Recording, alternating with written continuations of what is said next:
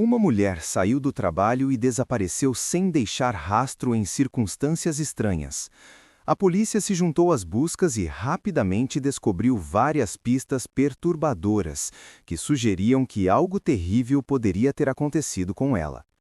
Mas, apesar dos esforços, a investigação se arrastou por 25 longos anos e somente recentemente uma descoberta inesperada revelou a chocante verdade.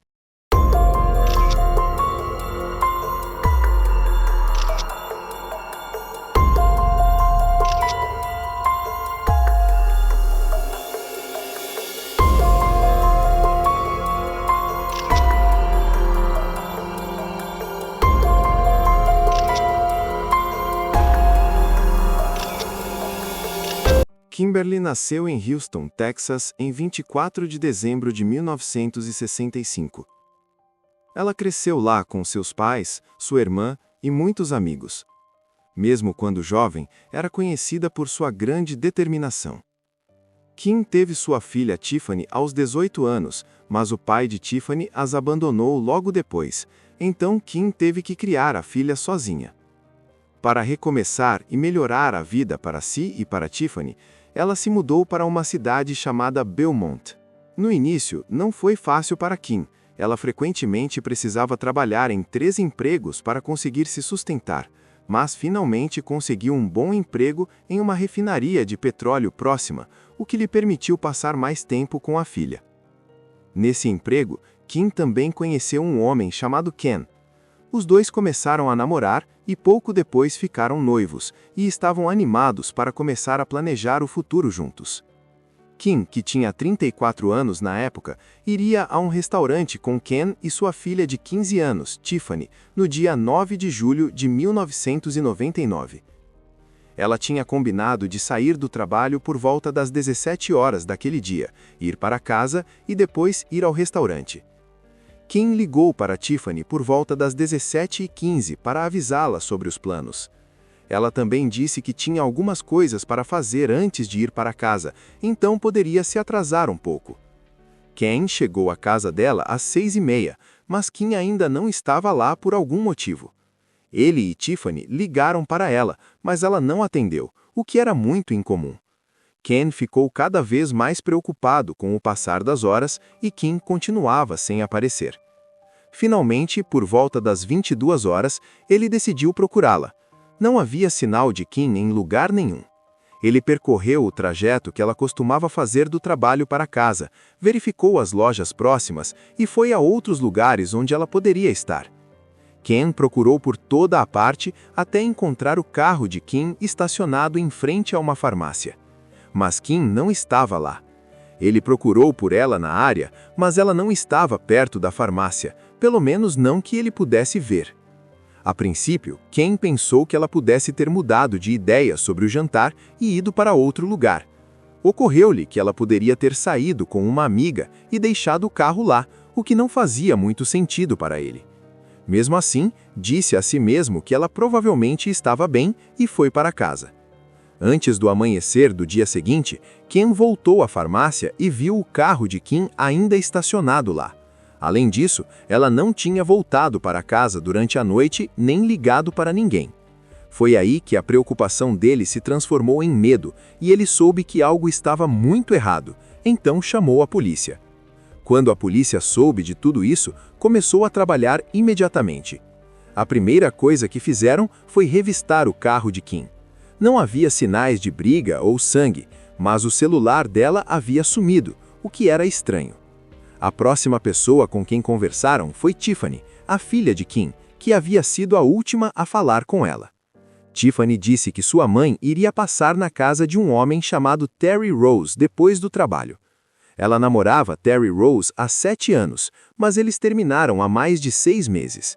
Mesmo assim, Terry continuava em contato com Kim de vez em quando. Naquela noite, ele pediu a ajuda dela para consertar algo. Alguém precisava segurar algumas prateleiras enquanto ele as instalava na parede.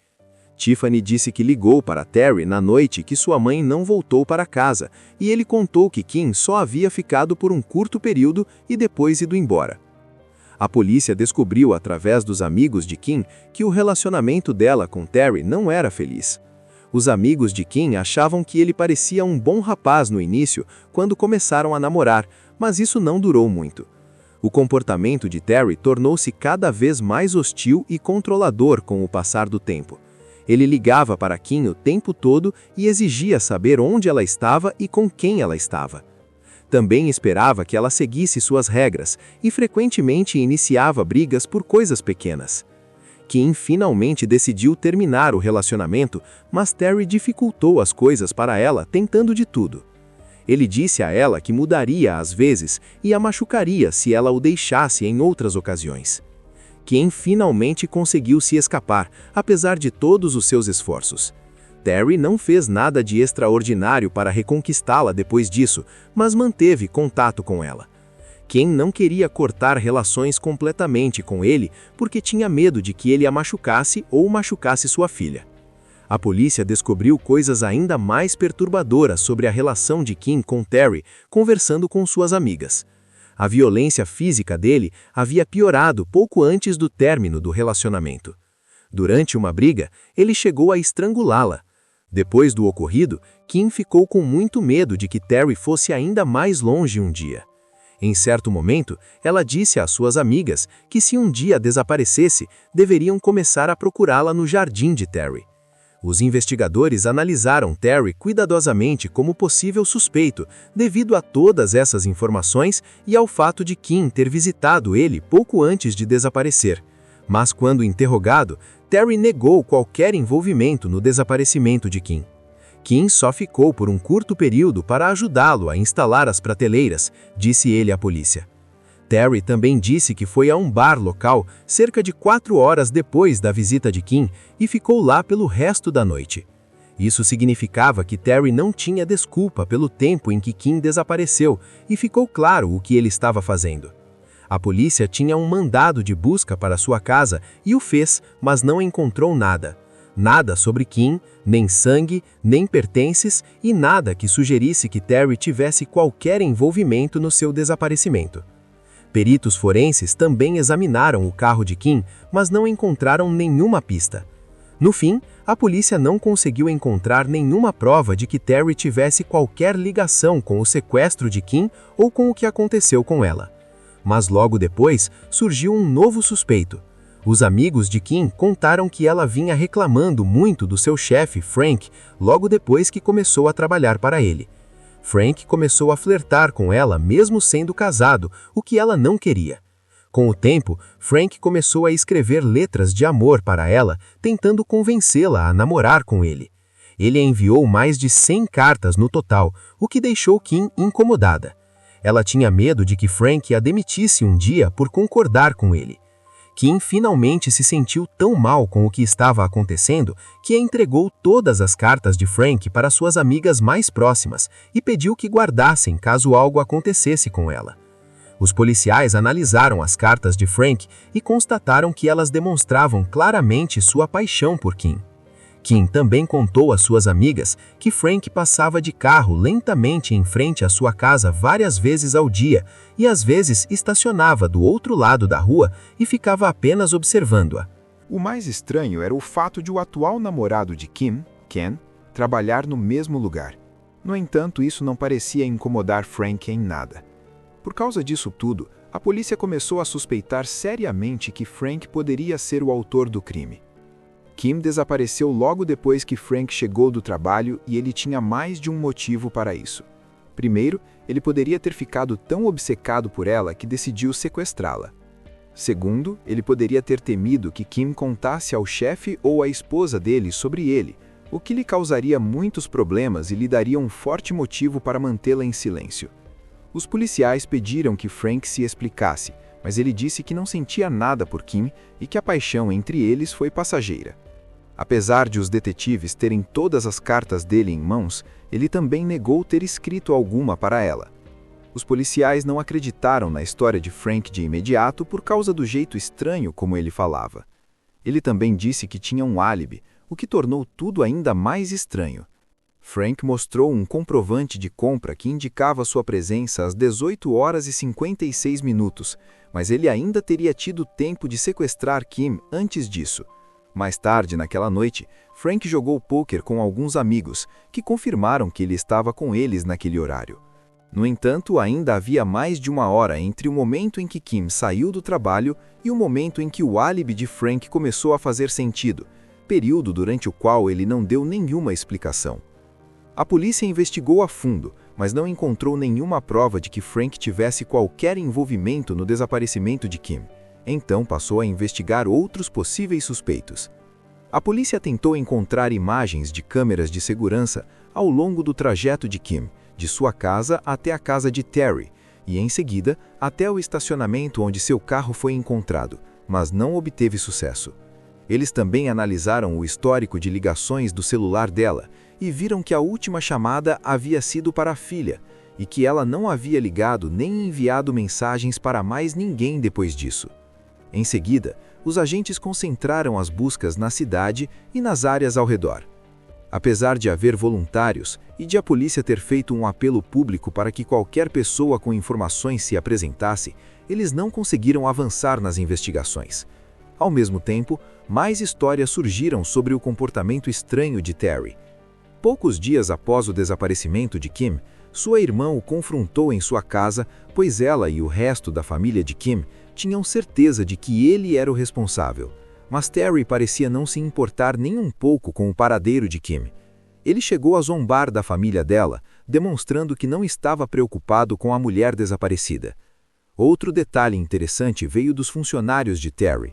Ele tinha um pequeno negócio em casa e seus funcionários costumavam passar por lá porque o escritório ficava no mesmo local.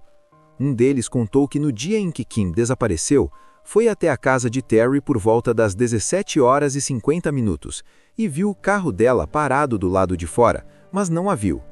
Havia muitas dúvidas sobre isso, já que Kim havia saído do trabalho por volta das 17 horas e 15 minutos.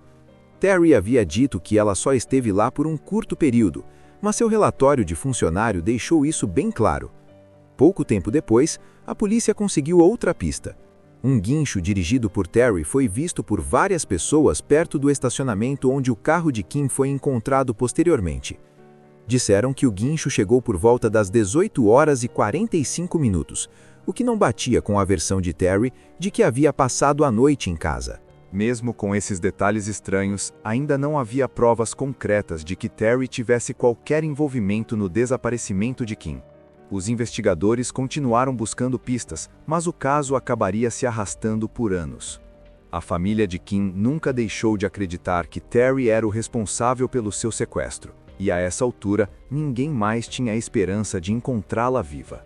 A irmã da garota também contou à polícia que Terry estava se comportando de maneira estranha. Ele chegou a ligar para eles dizendo que faria um teste de polígrafo para provar sua inocência.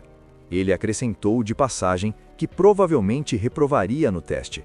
Além disso, Terry ligava para a família de Kim de vez em quando para saber se tinham notícias dela, como se ela tivesse simplesmente desaparecido sem deixar rastro. Para completar, alguém vinha ligando para os familiares de Kim há anos, mas ninguém atendia o telefone. A família achava que Terry era o responsável, mas a polícia ainda não havia encontrado nenhuma prova que o ligasse ao desaparecimento de Kim.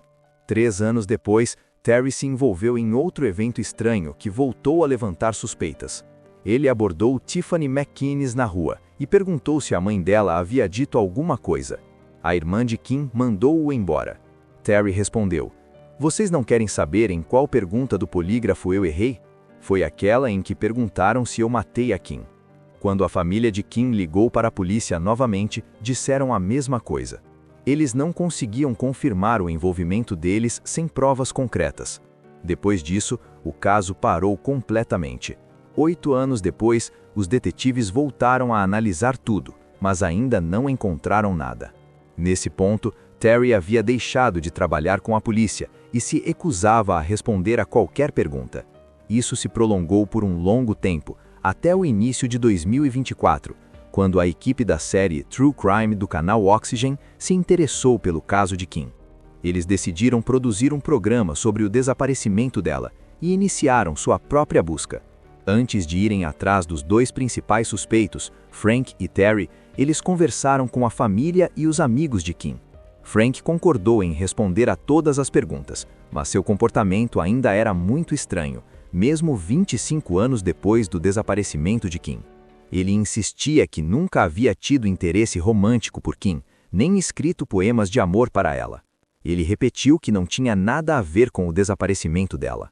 Como não estavam obtendo nenhum progresso, a equipe voltou sua atenção para Terry. Terry não quis conversar com eles como Frank fizera, mas eles não desistiram e optaram por falar com ele pessoalmente. Quando chegaram à casa de Terry, ele os viu por uma janela e saiu correndo pela porta dos fundos, usando seu carro para tentar fugir. A equipe o parou, o que foi ruim para ele, pois teve que responder às perguntas. Apesar de seus movimentos demonstrarem o contrário, ele afirmou que não os tinha visto e que não estava tentando fugir. Terry então disse que não tinha motivos para machucar Kim, pois o fato de ela tê-lo deixado não o incomodava em nada. Isso era exatamente o oposto do que a família e os amigos de Kim haviam dito à polícia. Ela frequentemente falava sobre as ameaças e o comportamento estranho de Terry.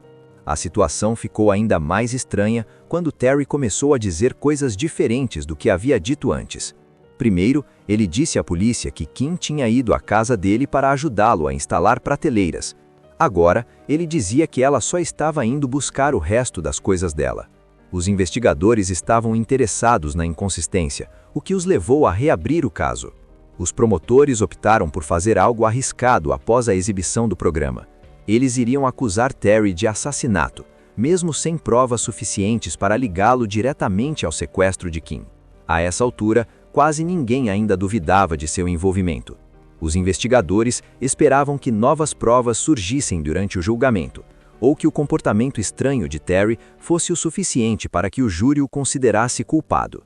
Mas, justamente quando os advogados estavam finalizando sua argumentação, algo estranho aconteceu. Uma testemunha se pronunciou após assistir ao vídeo, e seu depoimento mudou tudo. Essa pessoa disse que Terry havia contado que matara sua ex-namorada e enterrara o corpo dela em suas terras. Com essa nova informação, a polícia conseguiu um mandado de busca para a propriedade de Terry. Foi um grupo de especialistas em investigação que apareceu. Dezenas de pessoas usaram radares de penetração no solo de alta precisão para vasculhar a área durante dias. Finalmente, eles fizeram progressos. Um pedaço do piso de concreto sobre o quarto de Terry, aproximadamente do tamanho de um corpo humano, pode ser visto no radar. Pedaços de vergalhão haviam sido cortados desse local, o que era estranho, pois o restante da base estava totalmente reforçado. Quando a polícia começou a escavar, logo encontrou um cobertor escondido no solo. Lá dentro, encontraram corpos. Peritos forenses foram enviados para examiná-los e rapidamente confirmaram o que todos já suspeitavam. Partes do corpo de Kim estavam lá. Terry foi preso e acusado de assassinato logo após a descoberta. O corpo de Kim finalmente foi encontrado embaixo do quarto dele, fornecendo aos promotores todas as provas necessárias para obter uma condenação. Terry Rose, de 67 anos, permanece preso enquanto aguarda sua audiência marcada para a primavera de 2025. A filha de Kim também o processou na Justiça Civil, buscando indenização e o direito de arcar com sua defesa no processo criminal. Tudo isso além das acusações criminais. É importante lembrar que a equipe de investigação original recebeu muita atenção negativa da imprensa após a prisão de Terry. Amigos de Kim disseram a ela que se um dia desaparecesse, deveriam procurá-la nas terras de Terry. 25 anos depois, seu corpo foi encontrado exatamente onde ela havia dito que estaria. Até hoje, ninguém sabe por que a casa e a propriedade de Terry não foram revistadas completamente naquela época. É possível que a polícia tenha revistado o quarteirão, mas não tenha encontrado sinais de escavações recentes. Além disso, ninguém sabe ao certo quando Terry a enterrou debaixo do quarto. Ele pode ter escondido o corpo em outro lugar a princípio, e só o ter movido depois que a polícia terminou a primeira busca. Independentemente do que aconteça, Terry Rose praticamente não tem mais chances de escapar impune do assassinato. E a família de Kim finalmente poderá dar-lhe um enterro digno. Obrigada por me acompanhar e assistirem a essa história até o final.